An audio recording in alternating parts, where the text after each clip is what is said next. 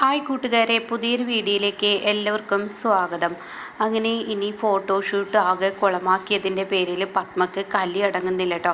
പത്മ തൻ്റെ ഭർത്താവിനോട് പറയാണ്, നിങ്ങളുടെ മകൻ എന്താ ഈ ചെയ്തു കൂട്ടുന്നത്?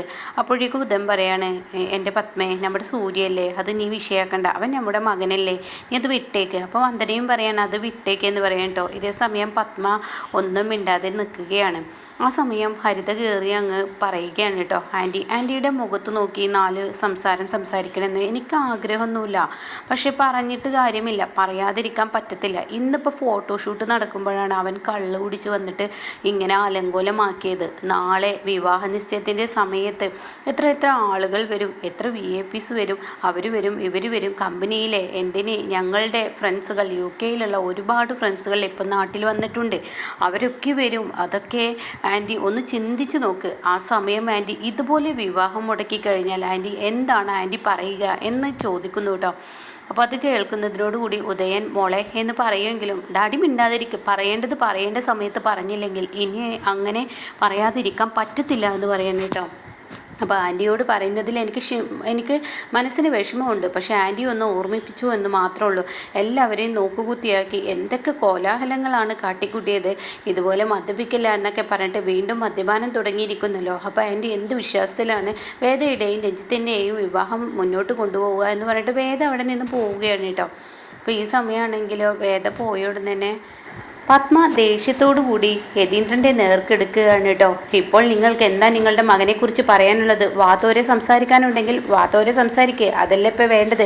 നിങ്ങളുടെ മകനെക്കുറിച്ച് നിങ്ങൾക്ക് എന്തെങ്കിലും പറയാനുണ്ടോ? എപ്പോഴും നിങ്ങൾ അവനെക്കുറിച്ച് പറയുമ്പോൾ നിങ്ങൾക്ക് വാതോരാതെ സംസാരിക്കുകയാണല്ലോ. ഇപ്പം സ്വന്തം അവൻ്റെ പെങ്ങളല്ലേ, ആ പെങ്ങളുടെ വിവാഹ നിശ്ചയം ഫോട്ടോഷൂട്ടല്ലേ ഇവന് കുളമാക്കിയത്. അവളുടെ മുഖം ഒന്ന് നോക്കി നോക്ക്, അവളുടെ വിഷമം എന്താ? അപ്പോൾ വേദക്കാണെങ്കിലും ഒരു വിഷമമില്ല കേട്ടോ. വേദ സന്തോഷത്തോടു കൂടി നിൽക്കുന്ന സമയമായിരിക്കും. അപ്പോൾ ഈ സമയം വാക്കങ്ങ് കേട്ട ഉടനെ തന്നെ വേദ കരഞ്ഞതുപോലെ മുഖമാക്കുകയാണ്. അവളുടെ മുഖം നോക്ക്, കണ്ടില്ലേ, അവളുടെ ഫോട്ടോഷൂട്ടാണ് അവൻ കുളമാക്കിയത്. ഇനിയിപ്പോൾ നാളെ വിവാഹ നിശ്ചയത്തിന് ഇങ്ങനെ ചെയ്യില്ലെന്ന് ആര് കണ്ടു? മറ്റുള്ളവർക്ക് മുന്നിലൊക്കെ നോക്കുകുത്തിയായി നിൽക്കേണ്ട അവസ്ഥ എനിക്ക് വരില്ലേ? ഹരിത പറയുന്നത് പോലെ എത്ര ആളുകൾ പുറത്തു നിന്ന് വരും.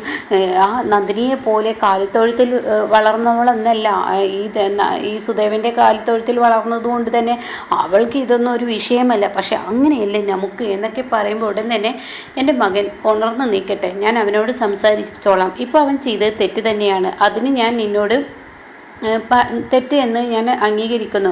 നിങ്ങളങ്ങനെ പലതും പറയും, പക്ഷേ ഇനി അങ്ങനെ നടന്നു കഴിഞ്ഞാൽ ഈ പത്മ ആരാണെന്ന് അവൻ ശരിക്കും അറിയും. ഈ പത്മയുടെ സ്വഭാവം എന്തെന്ന് അവൻ ശരിക്കും തിരിച്ചറിയുമെന്ന് പറയാൻ കേട്ടോ. ആ സമയം ഈ വാക്കുകൾ കേൾക്കുമ്പോൾ ഉടൻ തന്നെ ഇത് തിരിച്ചറിയും എന്നുള്ള ആ വാക്ക് കേൾക്കുമ്പോൾ പറയാനില്ല. യതീന്ദ്രന് ഭയങ്കര വിഷമാവുകയാണ് കേട്ടോ. ഇതേ സമയം സൂര്യയാണ് കാണിക്കുന്നത്, കട്ടിലിൽ കമിഴ്ന്നടിച്ച് കിടന്നിരിക്കുകയാണ്. സൂര്യയുടെ ബോധമൊക്കെ പോയിരിക്കുന്നു. അപ്പോൾ നന്ദിനിയാണെങ്കിലോ എന്തെങ്കിലും ഒന്ന് ചെയ്തു വെക്കണമല്ലോ. ഇപ്പോൾ 2 ദിവസമായി സൂര്യ സാറ് മദ്യപിക്കുന്നത് കൊണ്ട് തന്നെ സൂര്യ സാറിനോട് ഞാനൊന്നും മിണ്ടുന്നില്ല.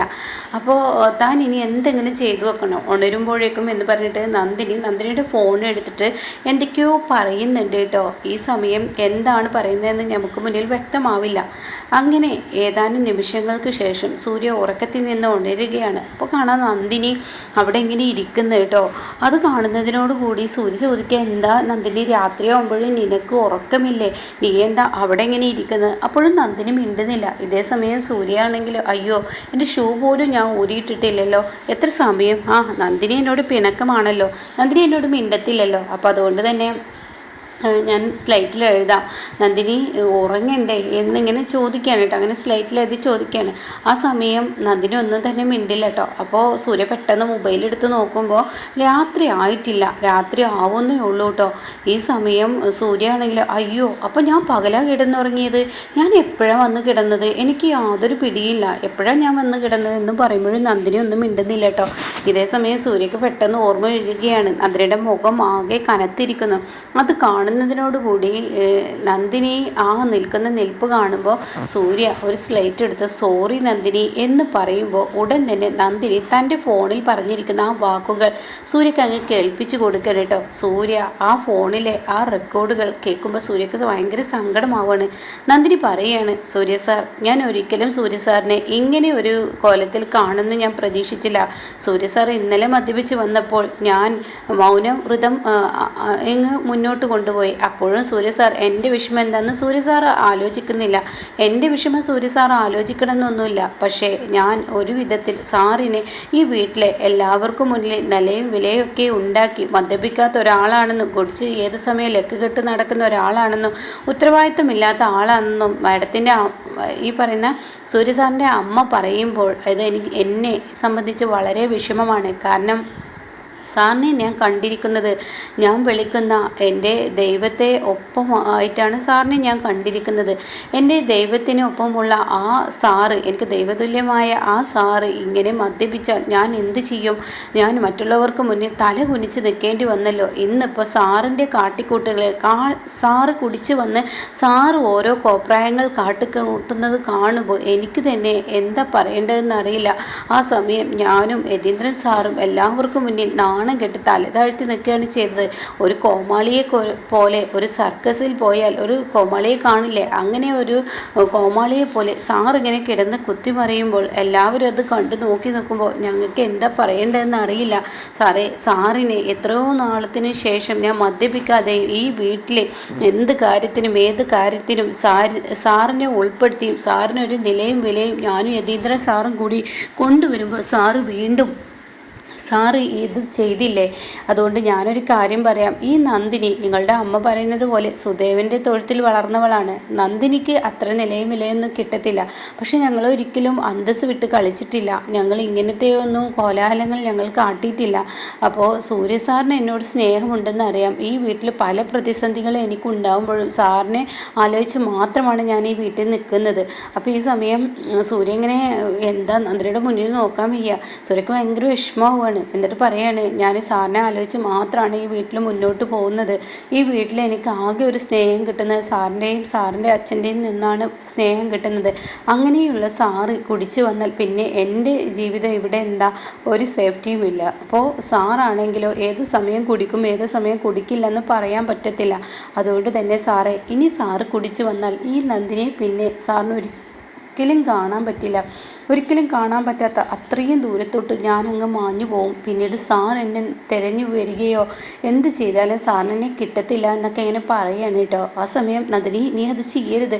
ഇല്ല സാറേ, ഞാനത് പോവുമെന്ന് പറയണേ. അപ്പോഴേക്കും നന്ദിനിയുടെ അരികത്തോട്ട് സൂര്യ ഓടി ചെല്ലുമ്പോൾ ഉടൻ തന്നെ നന്ദിനി അതിന് മറുപടി കൊടുക്കില്ല കേട്ടോ. അപ്പോഴേക്കും സൂര്യ സോറി എന്ന് പറഞ്ഞ് സ്ലൈറ്റിൽ എഴുതെങ്കിലും കൂടി നന്ദിനി അവിടെ നിന്ന് പെട്ടെന്ന് അങ്ങ് പോവുകയാണ്. ഈ സമയം സൂര്യ നന്ദിനിക്കൊപ്പം ഓടി ചെല്ലുമ്പോൾ നന്ദിനിയുടെ കാലിൽ കാണാം ഒരു കുഞ്ഞു കാറ് വന്ന് ഇടിക്കുന്നു കേട്ടോ. ഒരു ചെറിയൊരു കാറ്, ഒരു ടോയ്സ്, അത് വന്ന് ഇടിക്കുന്നു. ഇതേ സമയം നന്ദിനി ആ കോണിയിൽ നിന്നും അങ്ങ് വീഴാൻ പോകുമ്പോഴേക്കും സൂര്യ വന്ന് നന്ദിനിയുടെ അരക്കെട്ടിൽ അങ്ങ് പിടിക്കുകയാണ്.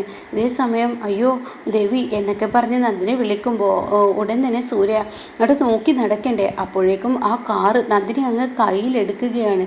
ഇതേ സമയം അങ്ങോട്ടേക്ക് രഞ്ജിത്ത് ഓടിയെത്തുകയാണ്. അയ്യോ, അത് എൻ്റെ കാറാണ്. എന്താ ഈ പറയുന്നത്? ഇത് നിൻ്റെ കാറോ? ഇത് കാറല്ലല്ലോ, ഇതൊരു ടോയ് ആണല്ലോ എന്നിങ്ങനെ സൂര്യ പറയാണ്.